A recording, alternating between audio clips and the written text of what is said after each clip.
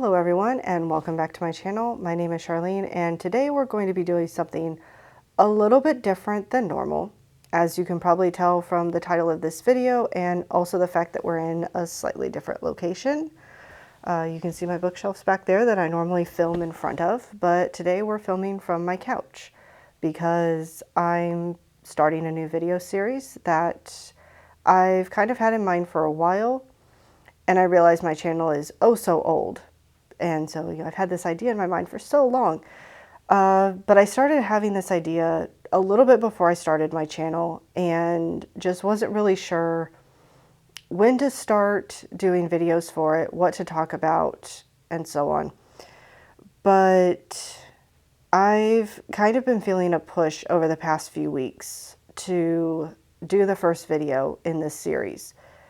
So my original plan for today was to film a completely different video, but as I was trying to get things set up and was thinking through stuff for the video, I kept getting ideas for this one coming into my head, and I kept trying to bargain, like, can I please just do this video another day, or can I do the video I want to do first and then do this one if I have time? And I kind of felt bowled over by the Holy Spirit going, no, you need to do this video now. So here we are.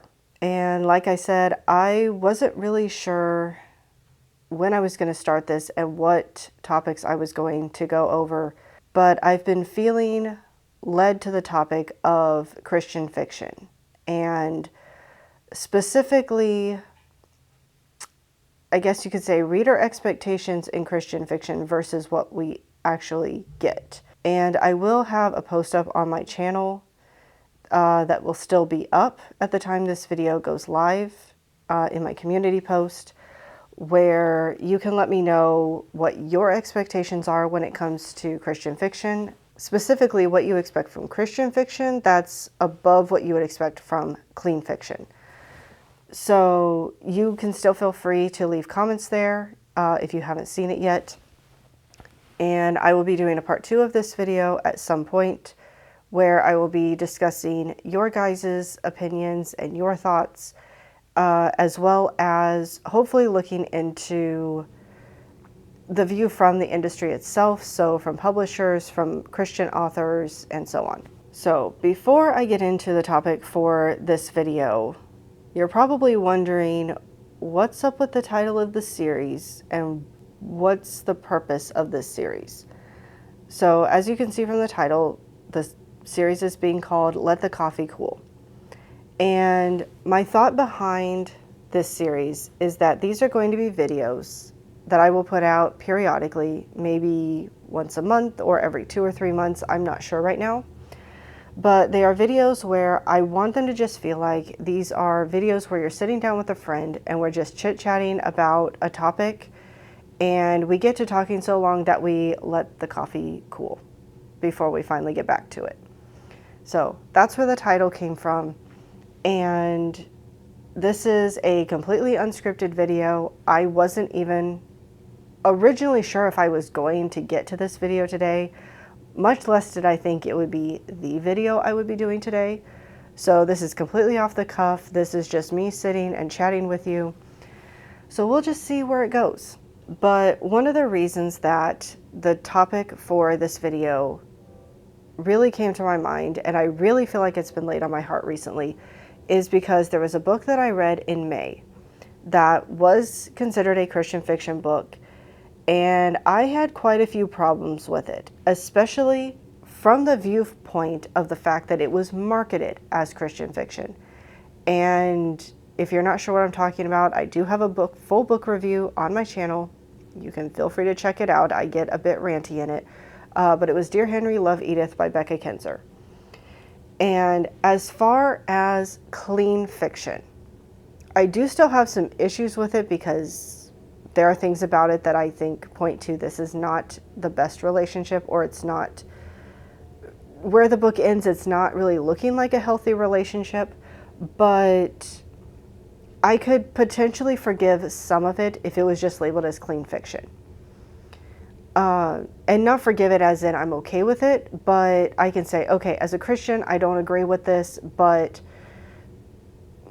that's based on my Christian values. And so I can at least read it, say I don't agree with it, and move on. But the fact that it was labeled as Christian fiction is what really bothers me about it. So I think the first thing I want to talk about is kind of my viewpoint on what I expect from a book that is labeled as Christian fiction, especially versus a book that's labeled clean fiction. The first criteria that comes to mind is if it's labeled Christian fiction, I expect it to be written by a Christian author. And I should probably specify I expect it to be written by a Protestant or Catholic author more specifically than anything else. In my opinion, if you are a publisher saying we publish Christian fiction, I think you should be labeling, is it by a Christian author, a Protestant or Catholic? Is it published by or written by a Mormon writer, a Jehovah's Witness writer, etc.? Because there are vastly different views on the Bible and on Christianity in general between all of those beliefs. There's already a lot of differences between Catholicism and Protestantism. That's a weird word to say, Protestantism. But I feel like there's a lot of things that we still have in common, especially when it comes to morals, that I could still read a book by a Catholic author and agree with most of what's in the book. The only things I might not agree with are any things that are specifically Catholic. I might not see eye to eye with those because I don't believe the same thing, but I can agree with the moral viewpoint. Whereas when it comes to Mormonism and Jehovah's Witness and other religions like that, we have very different beliefs. And there's also this thing in some of those other beliefs where they use very similar terms or the exact same terms that Protestants and Catholics will use, but they mean something different.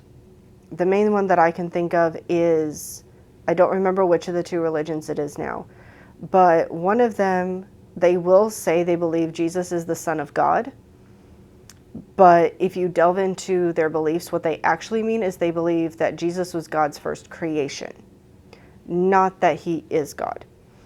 And so unless you're aware of things like that within their religion, there can be things you read in books where you think, oh, we have the same beliefs, but you really don't. So I think just to make sure that readers aren't being led astray, that readers aren't getting theology or beliefs that are not at all in line with theirs, I think it's better if you just label this is Christian fiction, this is Mormon fiction, this is Jehovah's Witness fiction, etc. They don't do that, but to some extent I think they should. I think that's only right.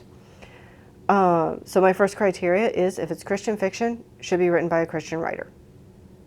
The second thing is I think for a book to be Christian fiction, it needs to uphold Christian morals. And what I mean by that is if a character does something in a book that goes against Christian morals. As an example, say they steal something from someone else. I expect, especially if this is a major character or the main character or the love interest, I expect there to be something by the end of the book. If this is a character that we're rooting for, by the end of the book, there should be a moment of the character suffers consequences for what they did. The character has to fess up to what they did. Either they confess on their own or they are forced to confess because they get caught. And that there's a moment of repentance and we see change in the character. So in the case of a character stealing something, there's a consequence for the fact that they stole it.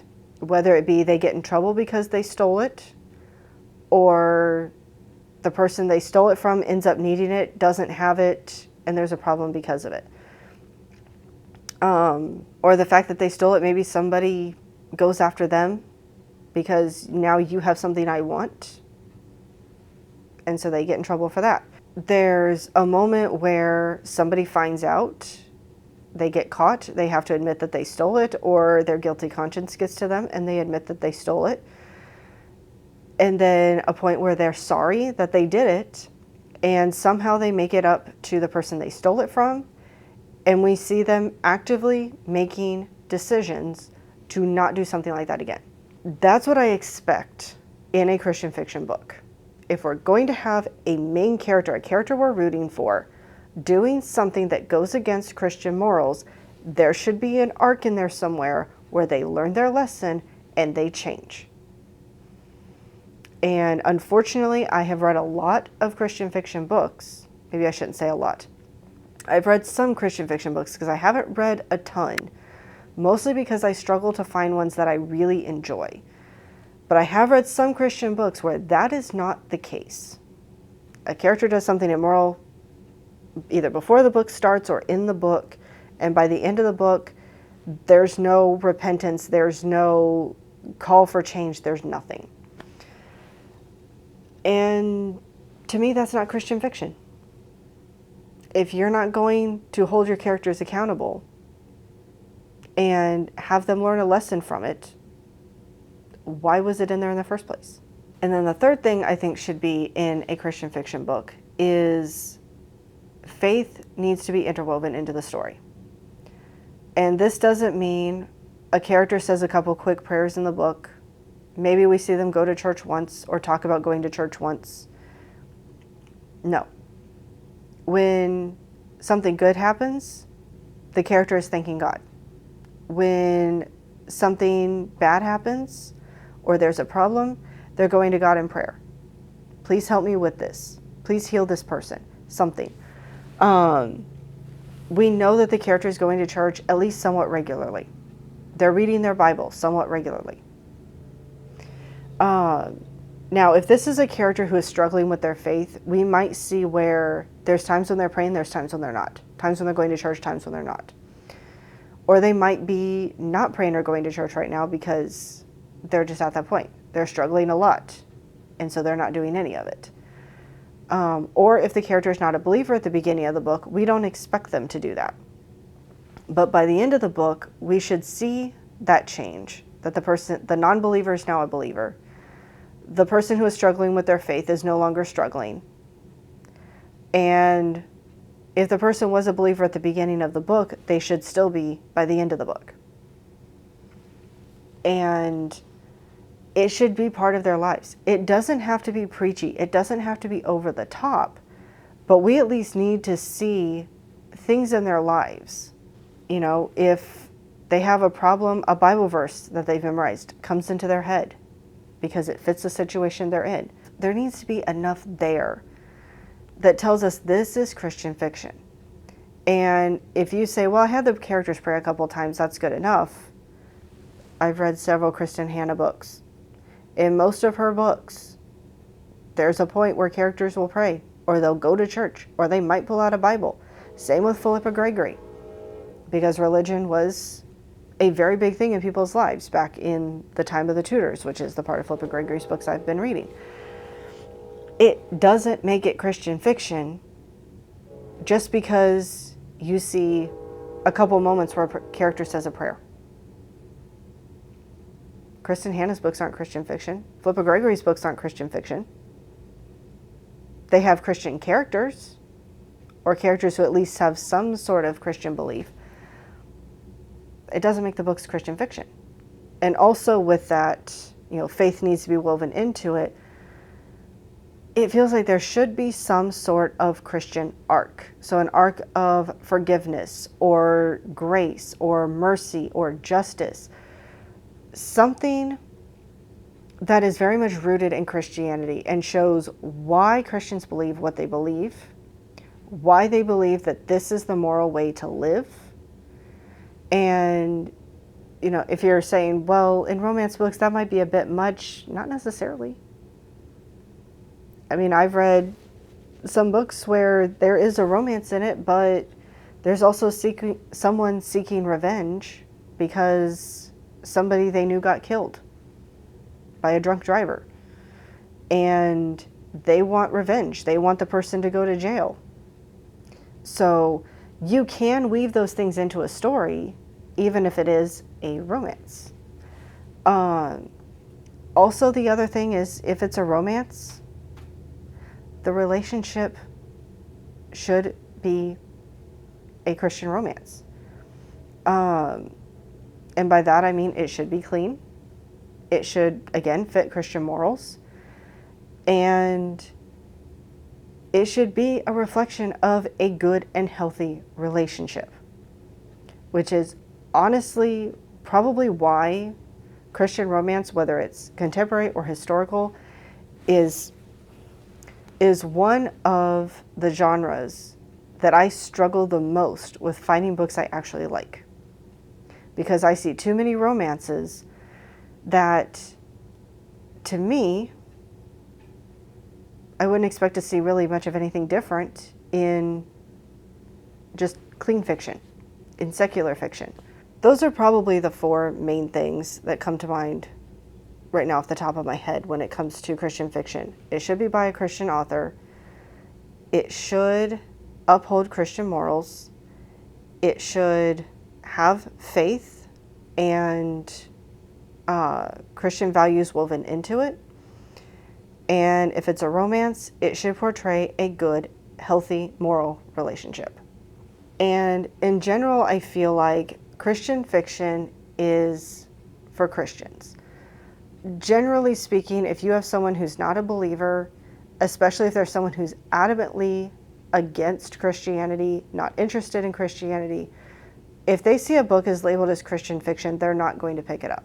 So if your aim is to write books as a Christian writer for non-believers, in my opinion, I think you should publish it as clean fiction. Christian fiction, it's generally going to be believers or people who are considering becoming believers who are going to pick those books up. So to me, if you're going to call it that, then those are the people you need to market it to, which means those are the people you need to write it for. So last night, because ideas for this video have kind of been running around in my head off and on over the past couple weeks, I started going through my Goodreads and I looked through the Christian books that I have read, and there were different ones that stood out as these are books that I had an issue with.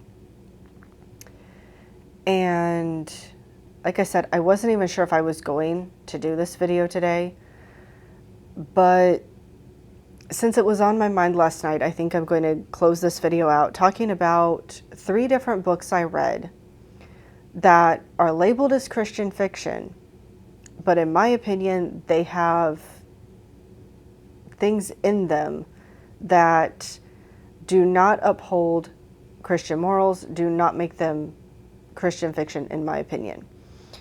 And I will have timestamps for each of the books. I will also insert a picture of the book somewhere up here on the screen. I don't know which side yet. So if you don't want to be spoiled for these books, I don't know how in depth on spoilers I'm going to go because, again, I didn't script this. I didn't plan it out by any means. So I might go more in depth on some books than others, but if you don't want to be spoiled for the books, then you can use the timestamps to skip ahead.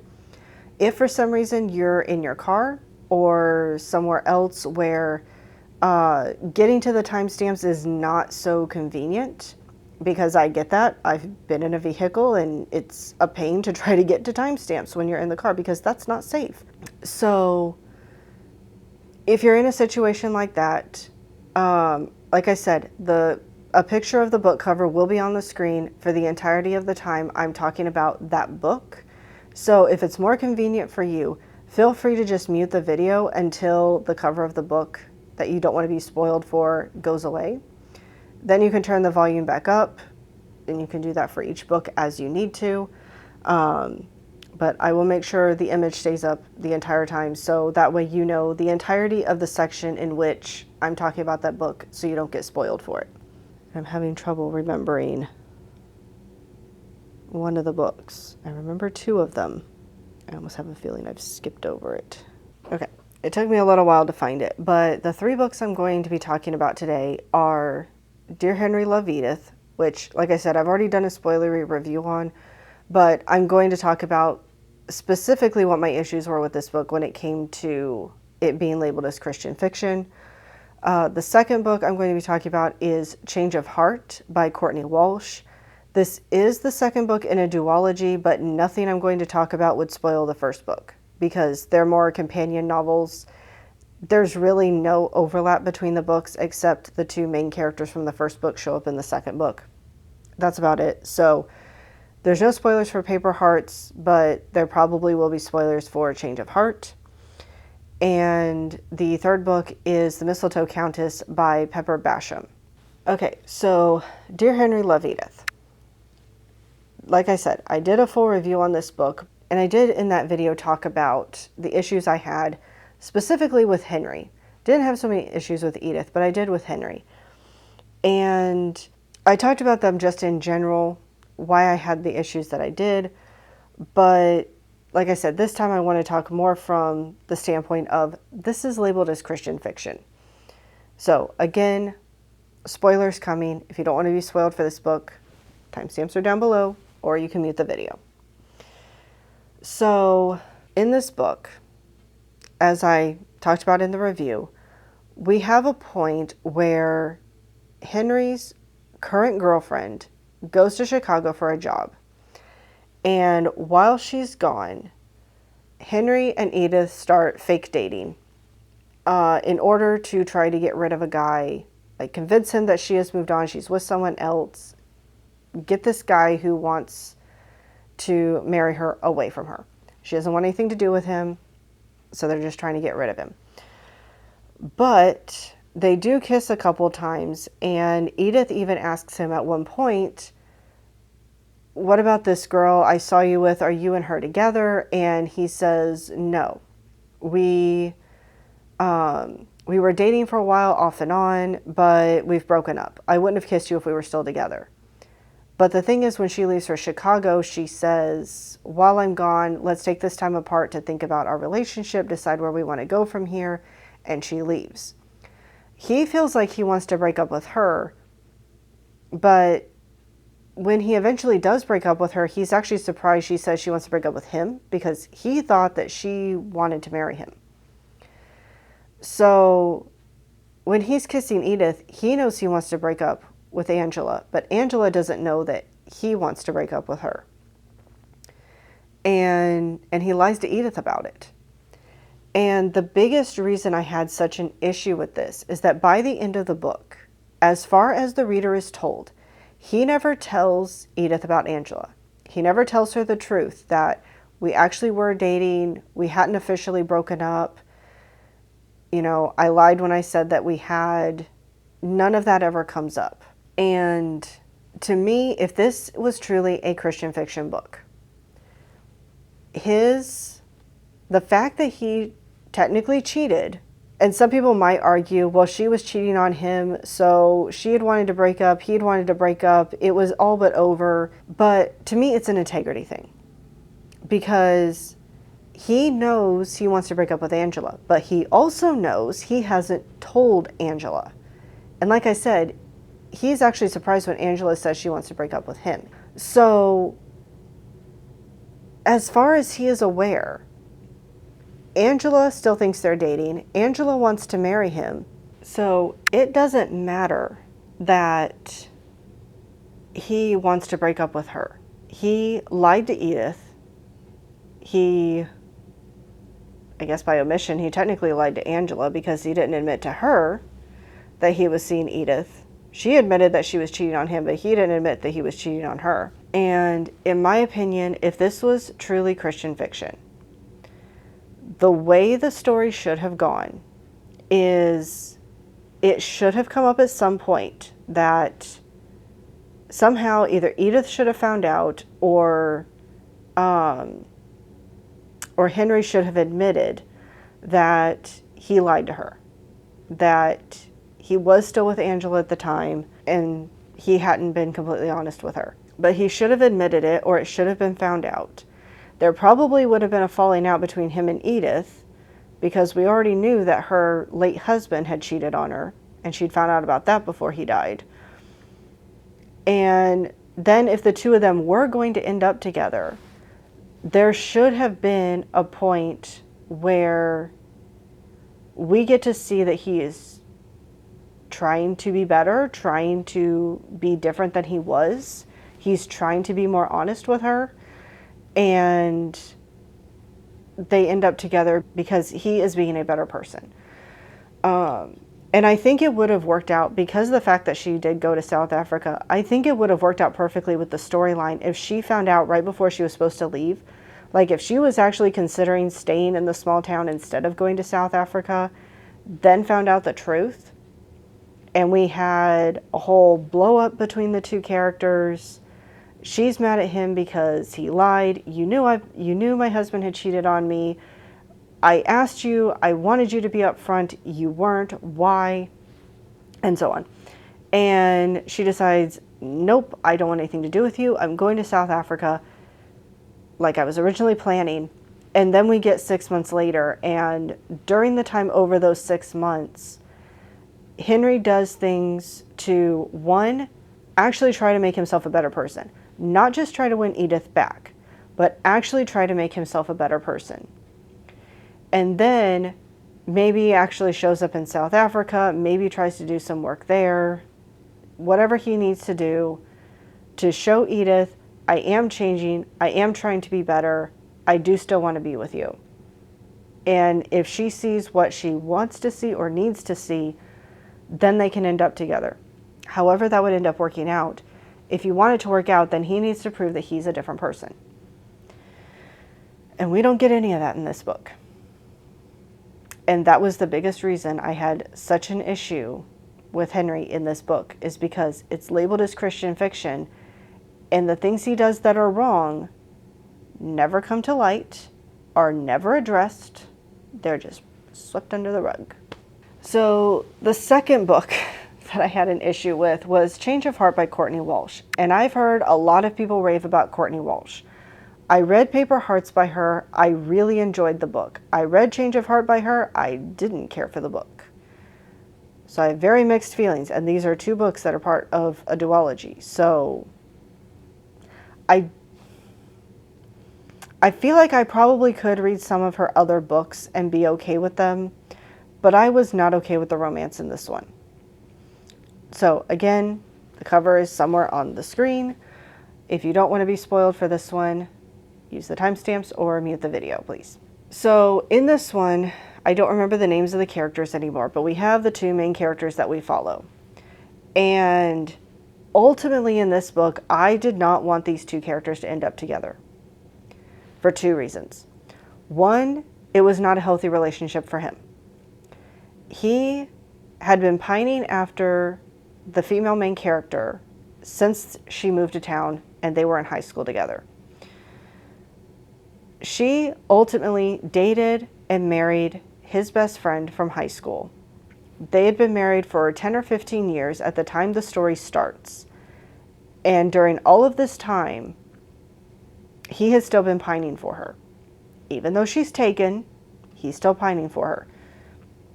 He does realize at some point in the story that, as he phrases it, he thought he had given his feelings for her over to God. He thought he had let them go, give them to God. It doesn't do me any good to hold on to them. And to an extent had moved on.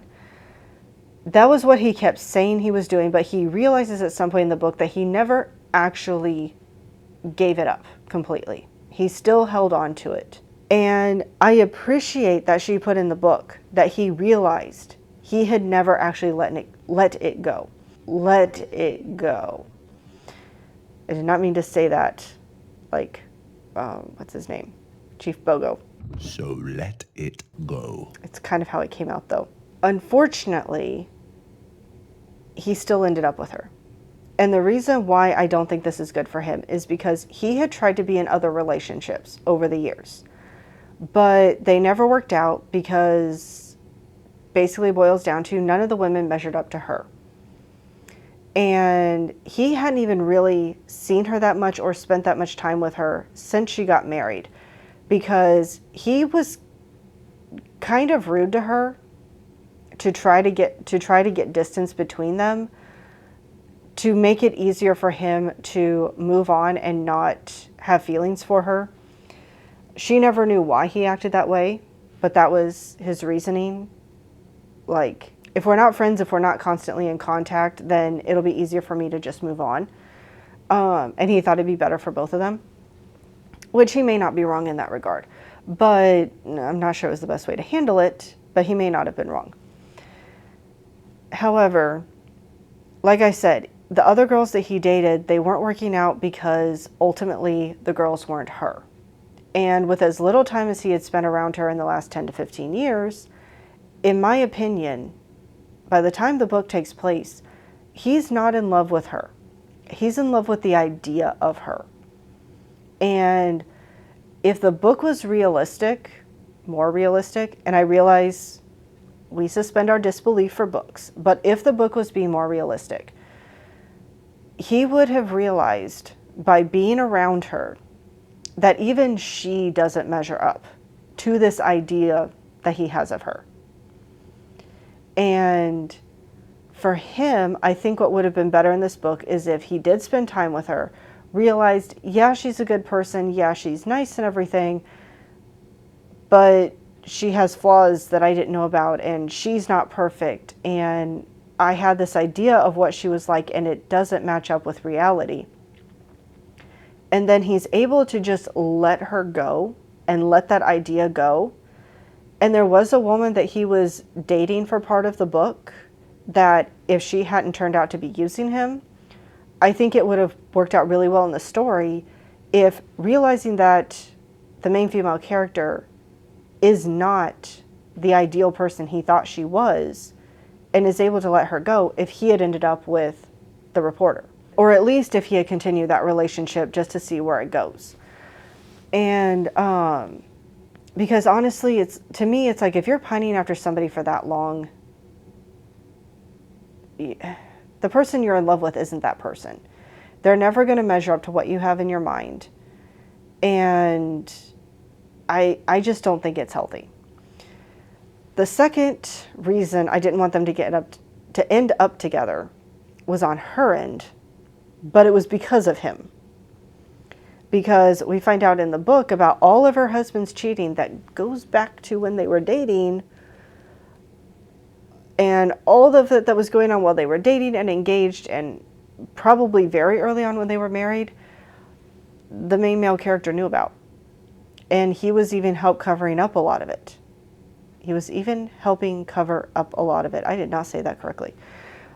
So I don't understand how the female character could trust him, the female main character could trust him, after finding out that he hid and even helped her husband cheat on her. I don't get it. I don't see how that would be a healthy relationship. There cannot be any real trust there on her side. I don't see how there is. And so, to me, this is a relationship that's just doomed to fail. She's not going to live up to his ideal for him, and she's not going to be able to trust him. And again, this was one where I feel like she found out about it, about him knowing about her husband's cheating, but there weren't any major repercussions for it. Like, maybe she was kind of upset about it for a little while, and that was about it, and then she moved on. And they're together by the end of the book. And I don't understand how. Again, there should be consequences for your actions. She finds out that you knew about this, you've been lying about it for years, you were even helping him cover it up. Nope. I want nothing to do with you. You can go live your own life. I will go find my own way. So, yeah. That's another one that I feel like didn't necessarily hold up Christian ideals, because there was very much a character there who was a major character, one of the main characters, who made very bad choices and then still got what he wanted in the end. And all he did was, he did admit his past, but we don't see anything that shows he's changed. He's going to be different. He's trustworthy now. We don't get any of that. So, no thank you. All right, and the third book and final book I'm going to talk about today is The Mistletoe Countess by Pepper Basham. And this one, I know it came out in December of 2022. It was, or maybe it was December, sorry, not December, September of 2021. It was really popular around December of 2022, which is when I read it. And a lot of people love this book. I will admit, I love the mystery in this book. For the most part, I liked the relationship between the two characters. This one is historical. If I remember correctly, it's set in the early 1900s. However, I had one very big issue with this book, and it was a major double standard. I should probably also mention that there might be a little bit of a spoiler mentioned for Tess of the D'Urbervilles. So if you don't want to be spoiled for either of those books, I will leave both books on the screen. Feel free to use the timestamps or mute the video, because this very much reminded me of the double standard in Tess of the D'Urbervilles. Except in Tess of the D'Urbervilles, Thomas Hardy was kind of pointing out the bad double standard in society, whereas this one just kind of glosses over it. So, early in the book, the main male character, I remember Grace is the main female character. I cannot remember her husband's name. I'm sorry.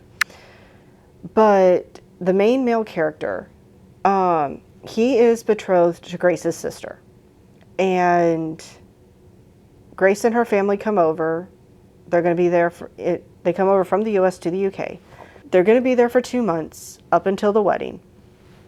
And there is a point early on in the book, while the family is there, that he tries to meet his betrothed alone. And I don't remember if he just thought she was in a room by herself, and he just thought, I'll just go in there and I'll see her and talk to her. Or if he had asked her to meet him there. I don't remember which the case was. But I don't remember all of the exact details. Sorry, my hand gets cramped from holding this coffee mug for way too long. I'm used to either it switches hands or it gets set down for a while so I can move books around. And it's not getting moved around today. Let's see. I lost my train of thought. But he does go to meet her. And I don't remember the exact details now, because it's been a couple of years since I read it, or a year and a half since I read it. But it was something along the lines of he was planning to go up to her and kiss her, and the whole point was to find out, I swear he said the point was to find out if she was in love with somebody else. Like, he didn't want to marry her if basically her heart belonged to another person. But from the fact that he wanted to kiss her, I don't know if that's the way he phrased it or not, but it was more like he wanted to find out if she had ever been with somebody else romantically, like physically in a romantic sense. And if he felt like from what he got out of that encounter that she had, he was considering breaking off the betrothal.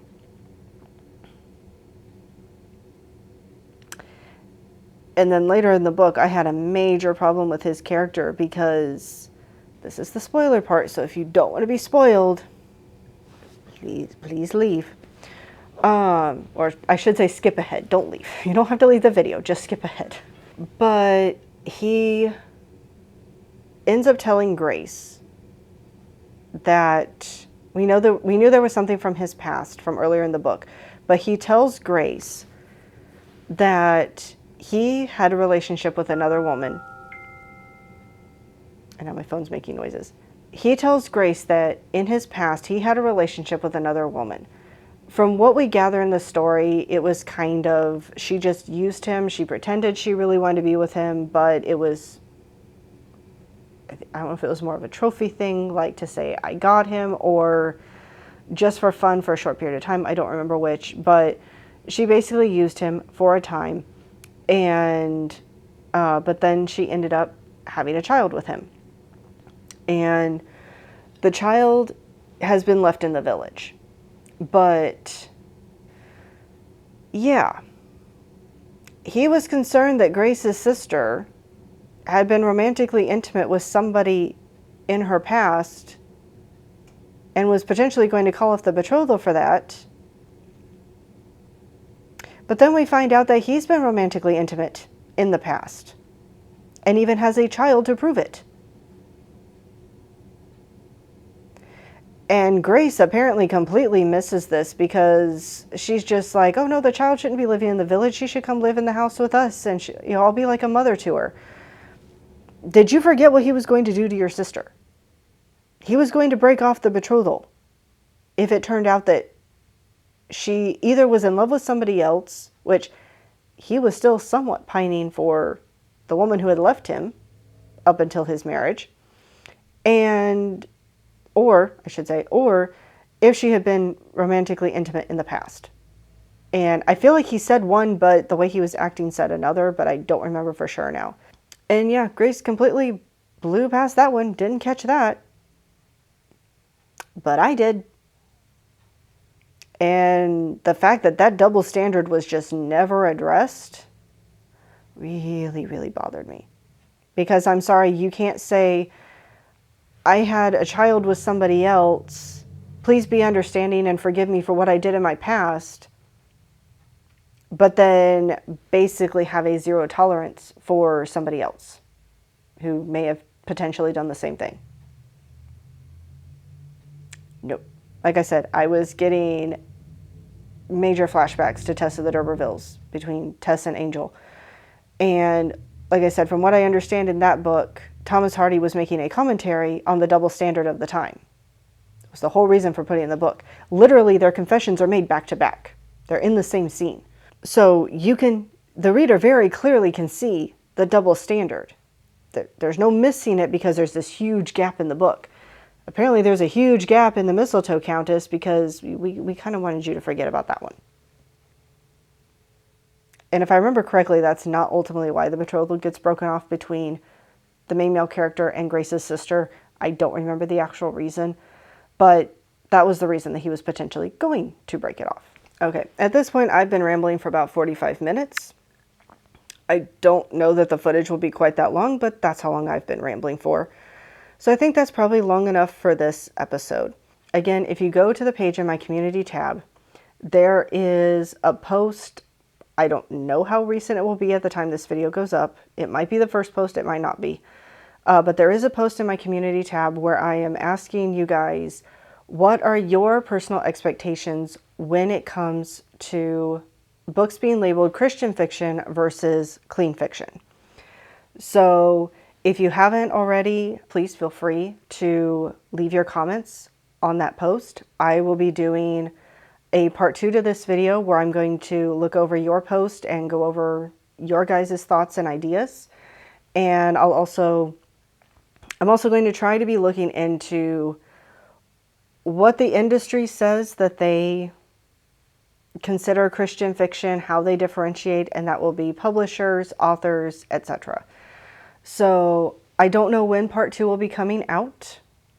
It could be in July. It could be September, October. I have no idea.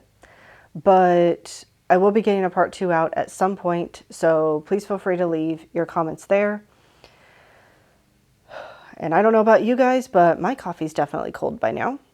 So the episode has lived up to its name. But also feel free to continue this conversation down in the comments. That's the whole point of this video, is to have a conversation. I've given you my ideas, so please feel free to comment on them or give me your own thoughts and ideas down in the comments below. As always, I hope you all are having a wonderful day, and I'll see you later.